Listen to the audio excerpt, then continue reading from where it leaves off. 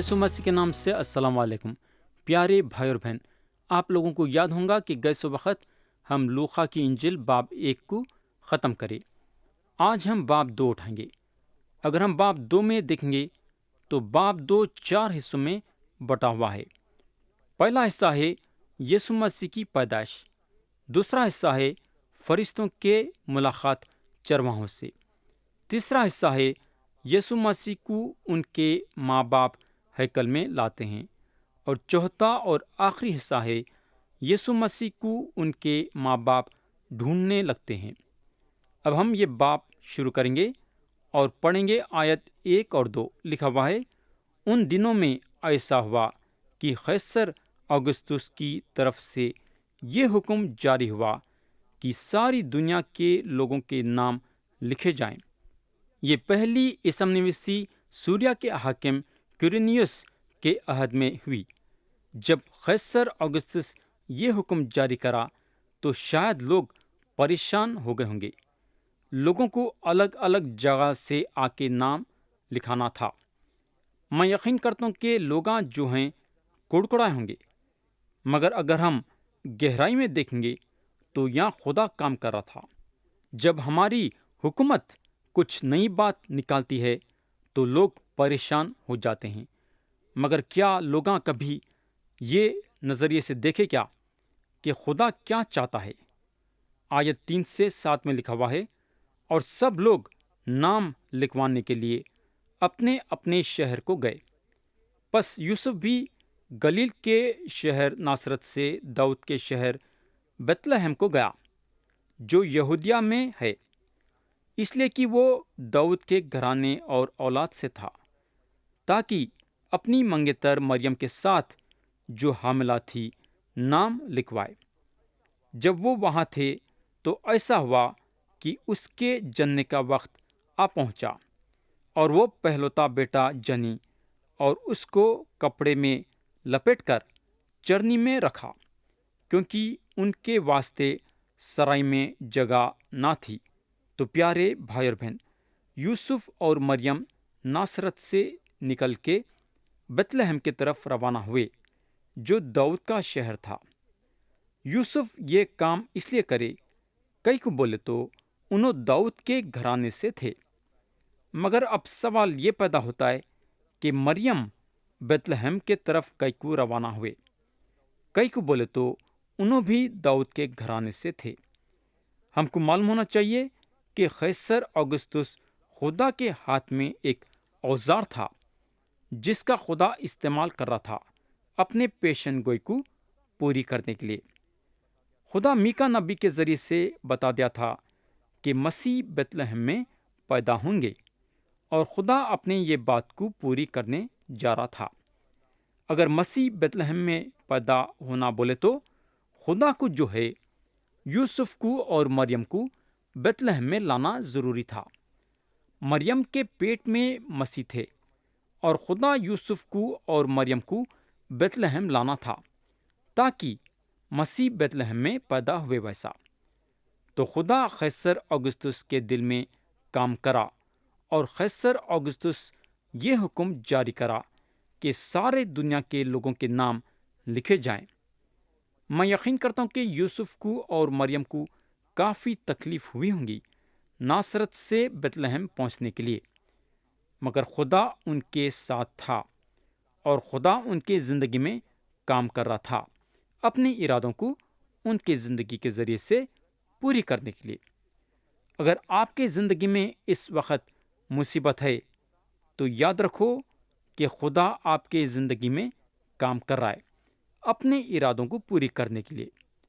इस वक्त यूसुफ और मरियम तकलीफ में तो थे, मगर अपने आप को पूरी तरह से खुदा के हवाले करें। हमारे तकलीफ़ों के वक्त भी हम अपने आप को पूरी तरह से खुदा के हवाले करना। यह होगा, आयत 8 पढ़ेंगे।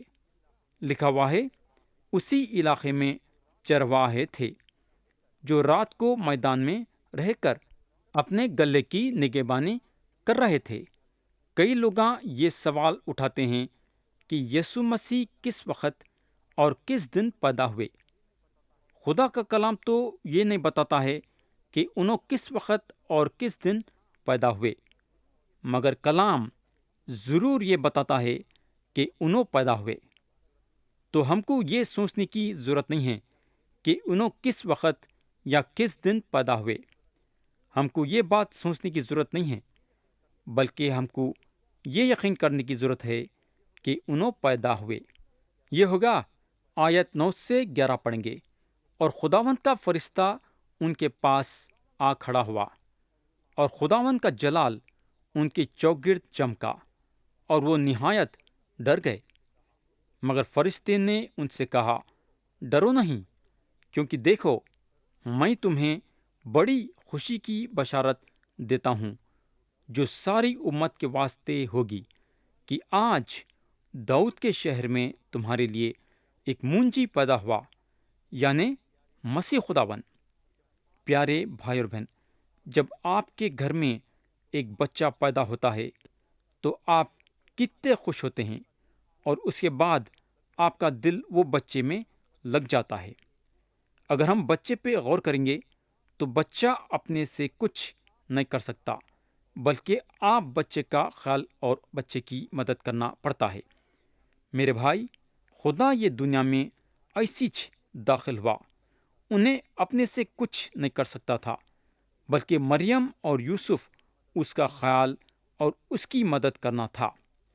خدا یسوع مسیح میں ہو کے یہ دنیا میں آیا، مگر یہاں ہم کو یہ بات کا خیال کرنا ہے کہ یسوع مسیح اپنے قدرت کو نہیں چھوڑے، مگر اپنے جلال کو ضرور چھوڑ دیے۔ انہوں یہ دنیا میں انسان بن کے آنے کے باوجود انہوں خدا تھے۔ جب انہوں پیدا ہوئے تو تھوڑے سے چرواہے اور فرشتے تھے ان کا استقبال کرنے کے لیے۔ ایسا دیکھا گیا تو ساری چیزیں جو یہ دنیا میں تھے، قیصر اوگسطس کو ملا کے یسوع مسیح کا استقبال کرنا تھا۔ اگر چاہتے تو مسیح سب کو کھینچ سکتے تھے ان کا استقبال کرنے کے لیے، مگر انہوں ایسا نہیں کرے۔ تو پیارے بھائی اور بہن، یسوع مسیح ایک خدا ہوتے ہوئے اپنا سارا جلال آسمان میں چھوڑ کے یہ دنیا میں ایک انسان بن کے آئے۔ یہ ہوگا، اب ہم آیت 12 پڑھیں گے۔ اور اس کا تمہارے لیے یہ پتہ ہے کہ تم ایک بچے کو کپڑے میں لپٹا اور چرنی میں پڑا ہوا پاؤ گے۔ پیارے بھائی بہن، جو خدا اپنے منہ کے دم سے سارے کائنات کو پیدا کرا، تو کیا ایک محل میں پیدا نہیں ہو سکتا تھا کیا؟ کیا یسوع مسیح ایک محل میں پیدا نہیں ہو سکتے تھے کیا؟ بالکل ہو سکتے تھے، مگر انہوں محل میں پیدا نہیں ہونا چاہتے تھے۔ کئی کو بولے تو اگر محل میں پیدا ہوتے تو صرف دولت مند لوگ ان کو دیکھ سکتے تھے، اور چرواہے اور غریب لوگ ان کو نہیں دیکھ سکتے تھے۔ کئی کو بولے تو دولت مند لوگ چرواہوں کو اور غریبوں کو ان کے محل میں آنے سے روک سکتے تھے۔ ہم کو معلوم ہونا چاہیے کہ یسوع مسیح ہر ایک انسان کے لیے یہ دنیا میں آئے کہ ہر ایک انسان ان سے ملاقات کر سکے۔ اگر مسیح محل میں پیدا ہوتے تو صرف دولت مندوں کو نجات ملتی تھی اور غریبوں اور محتاجوں کو نہیں۔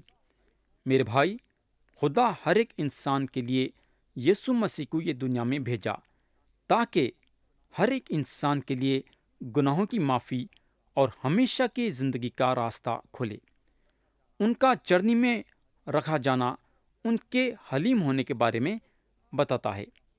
حضرت لوقا مسیح کے انسانیت پہ کافی زور دیے۔ انہوں یہ دنیا میں ایک انسان بن کے آئے۔ انہوں ہمارے تکلیفوں کو محسوس کر سکتے ہیں۔ انہوں انسان کو جانتے ہیں۔ انہوں آپ کو جانتے ہیں۔ انہوں میرے کو جانتے ہیں۔ انہوں ہم سب کو جانتے ہیں۔ کئی کو بولے تو انہوں یہ دنیا میں ایک انسان بن کے آئے۔ تو پیارے دوست، اس کا مطلب یہ ہے کہ ہم بھی خدا کے بارے میں تھوڑا بہت جان سکتے ہیں۔ اگر یسوع مسیح یہ دنیا میں ایک انسان بن کے نہیں آتے تھے تو ہم خدا کو نہیں جان سکتے تھے کہ خدا کون ہے، کیسا ہے اور کس طریقے سے کام کرتا ہے۔ مسیح آنے کے وجہ سے آپ اور میں خدا کو تھوڑا بہت جان سکے۔ یہ ہوگا۔ اب ہم آیت 13 اور 14 پڑھیں گے۔ اور یکایک اس فرشتے کے ساتھ آسمانی لشکر کی ایک گروہ خدا کی حمد کرتی اور یہ کہتی ظاہر ہوئی کہ عالمی بالا پر خدا کی تمجید ہو، اور زمین پر ان آدمیوں میں جن سے وہ راضی ہے صلح۔ تو فرشتوں کے طرف سے یہ صلح کا پیغام تھا، مگر یہ جو پیغام ان لوگوں دیے، حمد و ثنا کے ساتھ دیے۔ خدا کی بڑائی کرنا اور اس کی حمد و ثنا کرنا ہمارے زندگی کا ایک بہت بڑا حصہ ہونا چاہیے۔ ہم ہمیشہ خداوند کی حمد و ثنا کرنا چاہیے۔ دوسری بات یہاں یہ غور کرنے کی ہے کہ آدم اور حوا کے گناہ کے وجہ سے جو دوری خدا میں اور انسان میں ہو گئی تھی، یسوع مسیح وہ دوری کو نزدیکی میں کرنے کے لیے آئے۔ آدم اور حوا کے گناہ کے وجہ سے جو جھگڑا خدا میں اور انسان میں ہو گیا تھا، وہ جھگڑے کو صلح میں بدل دینے کے لیے مسیح یہ دنیا میں آئے۔ آج جو کوئی خدا کے سامنے اپنے گناہوں کا اقرار کر کے یسوع مسیح پہ ایمان لاتا ہے، انہیں خدا سے صلح کرتا ہے۔ میرے بھائی، ہمارے گناہ ہم کو خدا سے دور کر دیے، مگر یسوع مسیح آ کے ہم کو خدا کے ساتھ ملا دیے، ہمارا میل ملاپ خدا کے ساتھ کر دیے۔ یہ ہوگا۔ اب ہم آیت 15 اور 16 پڑھیں گے۔ جب فرشتے ان کے پاس سے آسمان پر چلے گئے تو ایسا ہوا کہ چرواہوں نے آپس میں کہا کہ آؤ بیت لحم تک چلیں، اور یہ بات جو ہوئی ہے اور جس کی خداوند نے ہم کو خبر دی ہے دیکھیں۔ پس انہوں نے جلدی سے جا کر مریم اور یوسف کو دیکھا اور اس بچے کو چرنی میں پڑا پایا۔ پیارے بھائی اور بہن، لوگاں خدا کی خوشخبری تو سن رہے ہیں، مگر کیا لوگاں اپنا دل یسوع مسیح کے لیے کھولے ہیں کیا؟ خوشخبری سنانا ہمارے لیے کافی نہیں ہے، بلکہ خوشخبری سنانے کے ساتھ ساتھ یسوع مسیح کے لیے اپنا دل کھولنے کی خواہش پیدا کرنا چاہیے۔ یہ چرواہے فرشتوں کے ذریعے خوشخبری کو سنیں اور اپنا دل مسیح کے لیے کھولے۔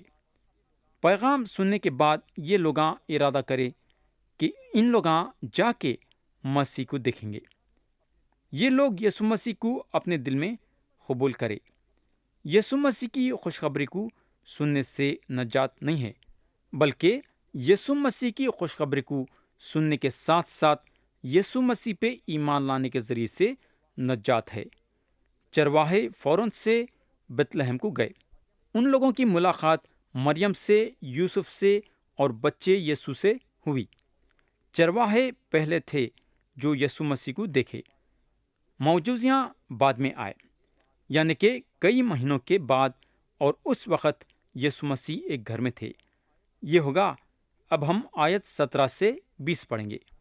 اور انہیں دیکھ کر وہ بات جو اس لڑکے کے حق میں ان سے کہی گئی تھی مشہور کی، اور سب سننے والوں نے ان باتوں پر جو چرواہوں نے ان سے کہیں تعجب کیا، مگر مریم ان سب باتوں کو اپنے دل میں رکھ کر غور کرتی رہی، اور چرواہے جیسا ان سے کہا گیا تھا ویسا ہی سب کچھ سن کر اور دیکھ کر خدا کی بڑائی اور حمد کرتے ہوئے لوٹ گئے۔ تو یہاں اگر ہم دیکھیں گے تو یہ چرواہے صرف مسیح کو دیکھے نہیں، بلکہ مسیح کو دیکھنے کے ساتھ ساتھ مسیح کو مشہور بھی کرے۔ ہمارے زندگی میں یہ کتنا ضروری ہے کہ ہم جب یسوع مسیح پہ ایمان لاتے ہیں تو ہم مسیح کو مشہور بھی کرنا چاہیے۔ مشہور کرنے کا مطلب یہ ہے کہ ان کے بارے میں لوگوں کو بتانا چاہیے کہ مسیح کے ذریعے سے گناہوں کی معافی اور نجات ہے۔ یا اور ایک بات یہ غور کرنے کی ہے کہ جو لوگاں مسیح کے بارے میں سنیں تو تعجب کرنے لگے۔ کیوں تعجب کرے؟ اس لیے تعجب کرے کئی کو بولے تو ان لوگاں مسیح کے بارے میں سنیں۔ بولنے کا مطلب یہ ہے کہ اگر ہم ان کے بارے میں بولیں گے نہیں تو لوگاں کیسا تعجب کر سکیں گے؟ اگر چرواہے نہیں بولتے تھے تو لوگوں کو مسیح کے بارے میں पता भी नहीं चलता था। तीसरी बात हमको यहाँ यह गौर करने की है कि मरियम ये सारे बातों को अपने दिल में रख के गौर करने लगे। क्यों गौर करने लगे? कई को बोले तो मरियम मसीह के जिंदगी के खतरे के बारे में महसूस करे। यह होगा। अब हम आयत 21 और 22 पढ़ेंगे। जब 8 दिन पूरे हुए और उसके खतना का वक्त आया तो उसका नाम यीशु रखा गया, जो फरिश्ते ने उसके पेट में पड़ने से पहले रखा था। फिर जब मूसा की शरीयत के मुआफिक उनके पाक होने के दिन पूरे हो गए तो वो उसको यरूशलेम में लाए ताकि खुदावन के आगे हाजिर करें। प्यारे भाई और बहन, खुदा ये खादा बना दिया था कि बच्चा पैदा होने के 8वें दिन बच्चे की यानी के लड़के की खतना कर देना और उस वक़्त नाम भी रखते थे। खुदा फरिश्ते के जरिए से यूसुफ को बोल चुका था कि लड़के का नाम यीशु रखना, और ये लोग खुदा के ये बात पे अमल करे। मूसा के ये शरीयत के मुताबिक एक औरत जब बच्चा जनती थी तो 40 दिन तक नापाक रहती थी। मरियम एक गुनहगार होने के नाते खुदा के आगे कुर्बानी लाना ज़रूरी था और मरियम ये काम करे। यह होगा। अब हम आयत 23 और 24 पढ़ेंगे। जैसा कि खुदावन की शरीयत में लिखा है कि हर एक पहलौता खुदावन के लिए मुक़द्दस ठहरेगा, और खुदावन की शरीयत के इस हौल के मुआफिक कुर्बानी करें कि खुमरियों का एक जोड़ा या कबूतर के 2 बच्चे लाओ। तो प्यारे भाई और बहन, खुदा के आगे कुर्बानी चढ़ाने के लिए यूसुफ और मरियम खुमरियाँ लाए। इससे पता चलता है कि ये लोग कितने गरीब थे। मेरे दोस्त, मसीह एक दौलतमंद खानदान में पैदा नहीं हुए, बल्कि एक गरीब खानदान में पैदा हुए। मसीह ये दुनिया में रहे तक एक गरीबी की जिंदगी गुजारे। उनके पास पैसे नहीं थे, उनके पास जायदाद नहीं थी, उनके पास घर नहीं था, बल्कि मसीह बोलने को लगे कि लोमड़ियों के भट्ट होते हैं और हवा के परिंदों के घोंसले, मगर इब्ने आदम के लिए सिर धरने की भी जगह नहीं। प्यारे दोस्त, मसीह अपनी सारी जिंदगी गरीबी में जिए। तो यहाँ हम देखते हैं कि यूसुफ और मरियम कुर्बानी चढ़ाने के लिए खुमरियों का एक जोड़ा लाए, और खुदा के आगे ये कुर्बानी मरियम के लिए थी और मसीह के लिए नहीं। ये होगा। अब हम आयत 25 से 28 पढ़ेंगे।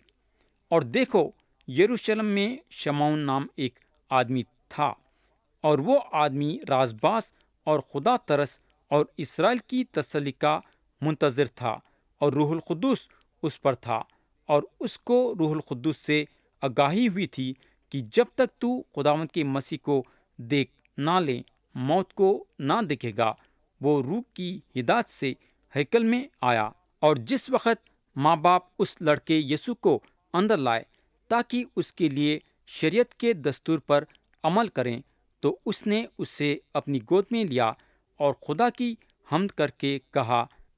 प्यारे भाई बहन, एक आदमी था जिसका नाम शमौन था, और ये आदमी खुदा के रूह के हिदायत से हैकल में आया। जब यीशु मसीह को खुदा के सामने मूसा के शरीयत के मुताबिक लाए, खुदा शमौन से वादा करा था कि उन्हें खुदा के नजात को देखेगा। मेरे भाई, शमौन क्या देखे? शमौन एक नन्हे से बच्चे को देखे। नजात जो है एक शख्सियत है, और नजात कोई ऐसी चीज़ नहीं है जहाँ आप अच्छे काम करके हासिल कर सकते हैं। नजात जो है एक शख्सियत है, और वो शख्सियत है यीशु मसीह। अगर आप नजात पाना चाहते हैं तो आपको यीशु मसीह को कबूल करना पड़ेगा। आप उनको कबूल भी कर सकते या नहीं भी कर सकते, ये आपकी मर्जी पे है। अगर आप यीशु मसीह को कबूल करेंगे तो आप नजात पाएंगे। अगर आप यीशु मसीह को कबूल नहीं करेंगे तो आप नजात नहीं पाएंगे। यहाँ कलाम बताता है कि शमौन मसीह का इंतज़ार कर रहे थे, क्योंकि उन्होंने जानते थे कि उन्होंने अपने मजहबी बातों से नजात नहीं पाएंगे, उन्होंने अपने इबादत के ज़रिए से नजात नहीं पाएंगे, उन्होंने अपने अच्छे कामों के ज़रिए से नजात नहीं पाएंगे। शमौन को यीशु मसीह की ज़रूरत थी, پیارے بھائی بہن، کیا آپ یسوع مسیح کو اپنے دل میں قبول کرنا چاہیں گے کیا؟ یہ ہوگا۔ اب ہم آیت 29 سے 32 پڑھیں گے۔ لکھا ہوا ہے، اے مالک، اب تو اپنے غلام کو اپنے قول کے موافق سلامتی سے رخصت دیتا ہے، کیونکہ میری آنکھوں نے تیری نجات دیکھ لی ہے، جو تو نے سب امتوں کے روبرو تیار کی ہے، تاکہ غیر قوموں کو روشنی دینے والا نور اور تیری امت اسرائیل کا جلال بنے۔ تو یہاں شمعون صاف صاف یہ ظاہر کرے کہ یسوع مسیح صرف یہودیہ کے لیے نہیں آئے ہیں، بلکہ ساری دنیا کے لیے آئے ہیں۔ خدا نہیں چاہتا تھا کہ انسان نجات پانے کے لیے اپنے سے محنت کرنا۔ خدا ہر ایک انسان کے لیے اپنے طرف سے نجات کا راستہ نکالا۔ انسان کا بس یہ کام ہے کہ انسان اس کے سامنے اپنے گناہوں کا اقرار کر کے یسوع مسیح پہ ایمان لانا، اور نجات اس کی ہے۔ خدا یہودیوں کو اپنے لیے چنا، مگر نجات کا راستہ ہر ایک انسان کے لیے نکالا۔ اگر ایک یہودی یسوع مسیح پہ ایمان نہیں لاتا ہے تو اس کو نجات نہیں ہے۔ میرے دوست، خدا انصاف پرست ہے، یاد رکھو۔ یہ ہوگا۔